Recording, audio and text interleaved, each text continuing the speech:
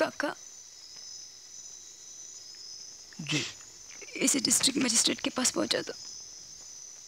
एक बार सोच लो बेटी। मैंने सोच लिया काका।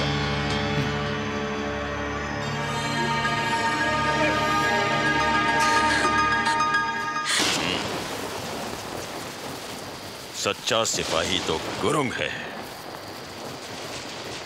हम सब तो लड़ रहे हैं उन दुश्मनों से जो सामने नजर आते हैं,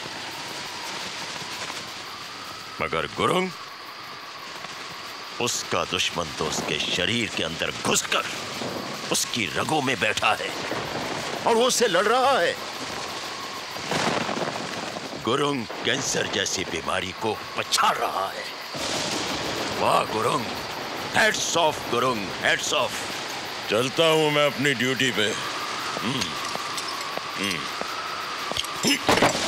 कर्नल, आप अकेले न जाएं तो अच्छा है, मैं भी आपके साथ चलता हूं। एक बात समझ लो, केवल कृष्णपुरी को किसी सरफराज खान की ना तो कभी जरूरत पड़ी है और ना ही पड़ेगी। I am perfectly alright. Good night. मदद करने चले हैं।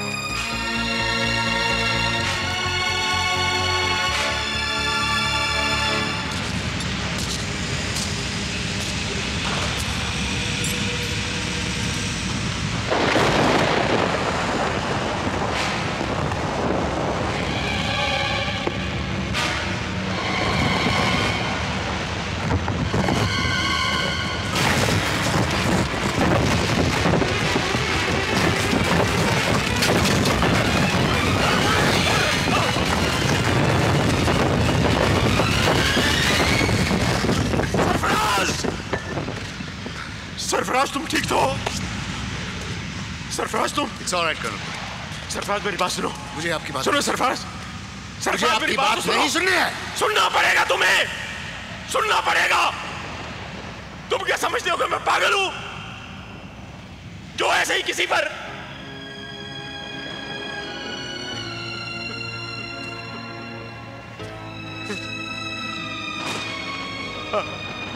आठ साल का था मैं। 1947 के राइट्स में हमारा मोहल्ला चारों तरफ से घेर लिया गया था। अल्लाहू अकबर के नारे गूंज रहे थे और वो अब्दुल रहमान, जिसका घर मेरे बाप ने बसाया था, पीठ दिखाकर भाग गया। ऐन वक्त पर पीठ दिखाकर भाग गया। उसकी मदद हासिल करने के लिए हम उसके खिड़की और दरवाजे पीटते रहे, लेकिन मारे दहशत के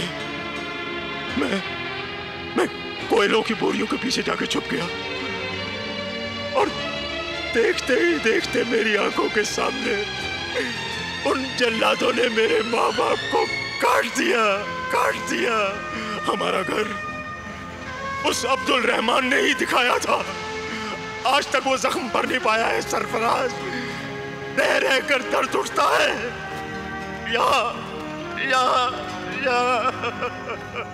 कर्नल पुरी, आपको वो जख्म मैंने तो नहीं दिए हैं। लेकिन था तो वो तुम्हारी ही कौम का। मेरी कौम? मेरी कौम क्या है? मेरी कौम? और क्या हक है आपको बार बार मेरी कौम की तरफ उंगली उठाने का?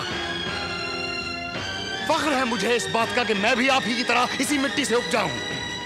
और फख्र है मुझे इस बात का कि मेरे बाप दादा इसी मिट्टी में दफन है।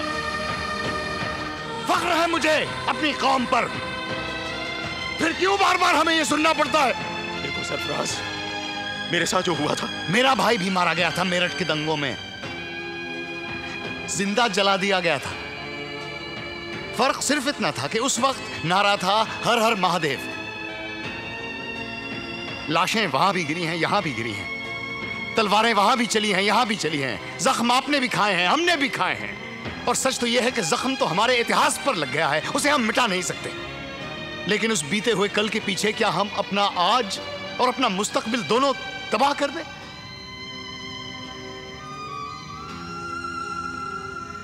आप गुरुंग की तारीफ करते हैं कि वो कैंसर जैसी बीमारी से लड़ रहा है, लेकिन सच तो यह है कि कैंसर से ज्यादा खौफनाक बीमारी तो आपकी रगों में दौड़ रही है।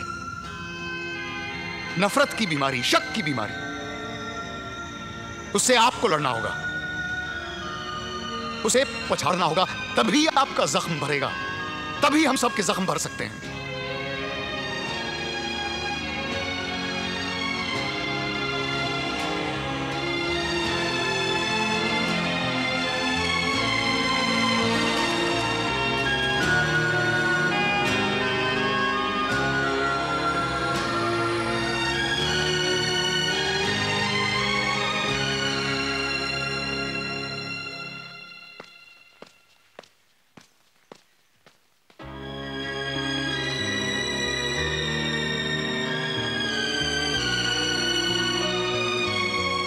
मेरी बात नहीं सरफराज, मैंने जिंदगी को पहाड़ की शक्ल में देखा है, जिस पे मैं अकेला बिना सहारे चढ़ जाया करता हूं।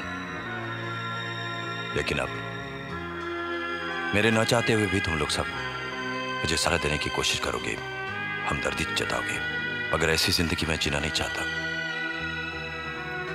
कैंसर का दर्द मैं सह सकता हूं, मगर बेबसी की जिंदगी नहीं। मुझे अफसोस है, इस मिशन को मैं आधे में छोड़कर जा रहा हूं। I am sorry friends, I miss you all.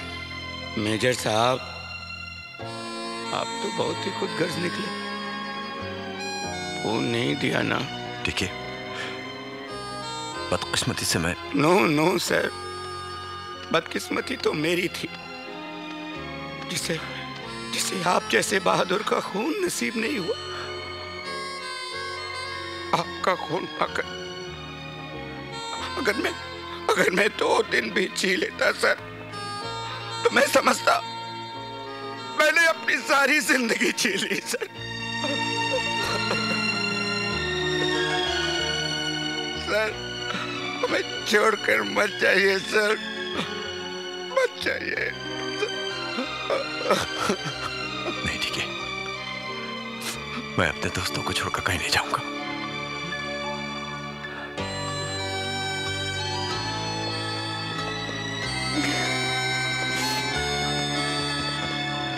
Thank you.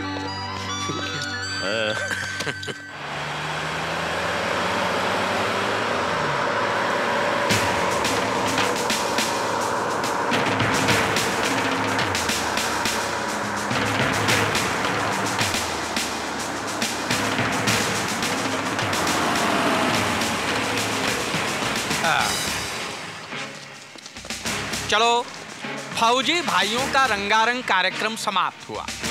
अपना अपना तंबू उखाड़ो, बिस्तरा बांधो और चलो मेरे साथ। क्या बकवास कर रहे हो तुम? साला आ गया। मैंने कहा था ना, मैं आऊंगा और लेकर जाऊंगा। वैन लेकर आया हूँ, अपनी अपनी रैंक के हिसाब से बैठ जाओ। जाओ। किस जुर्म में? गिनो। जुर्म नंबर 1, इलाके में दहशत फैलाना। जुर्म नंबर 2, गांव वालों की जान खतरे में डालना। और जुर्म नंबर 3, किसी शरीफ लड़की के घर में घुस के बैठ जाना। फिजूल बातें मत करो, क्या सबूत है तुम्हारे पास? सबूत तो मैं दिखाऊंगा ही, पहले उससे तो पूछो जिसने शिकायत की है आप लोगों के बारे में। संध्या बेटी, जरा बताओ इनको, बताओ इनको। ये क्या मजाक है संध्या? अरे ऐसा इधर बुला के धोखा करने का? उस दिन हमारी बात हुई, मैंने समझाया था तुम्हें, फिर भी। मैंने अपने पापा को मरते नहीं देखा सर, लेकिन अस्पताल में पांडे जी को देखकर मुझे पहली बार एहसास हुआ कि मौत कितनी भयानक होती है। पापा को मरते वक्त कितनी तकलीफ हुई होगी। मैंने हम सब में अपने पापा को देखा है।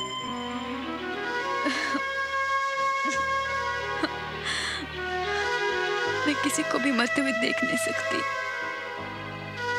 नहीं देख सकती मैं किसी को भी मरते। इसलिए मैंने मैजिस्ट्रेट साहब को चिट्ठी लिखी कि आप लोगों को यहां से शहर ले जाए। आई am sorry sir, I am sorry. चलो चलो चलो भाई, मुलाकात का वक्त पूरा हो गया, चलो। अरे जाना कहाँ है हमें? मैजिस्ट्रेट साहब के पास।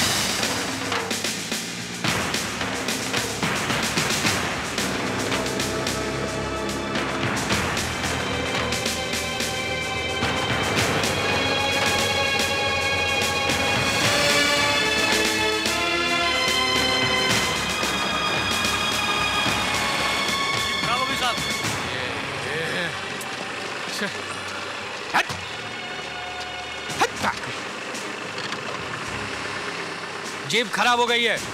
एक तो सरकार खटारा गाड़ी देती है, बोलती है जगीरा को पकड़ो, सीधे मैजिस्ट्रेट साहब के घर लेके जाओ। जाओ। जी सर।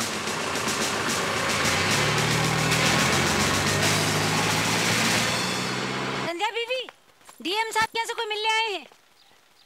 मैजिस्ट्रेट साहब के ऑफिस से आया हूँ फौजियों को लेने। कहाँ है फौजी?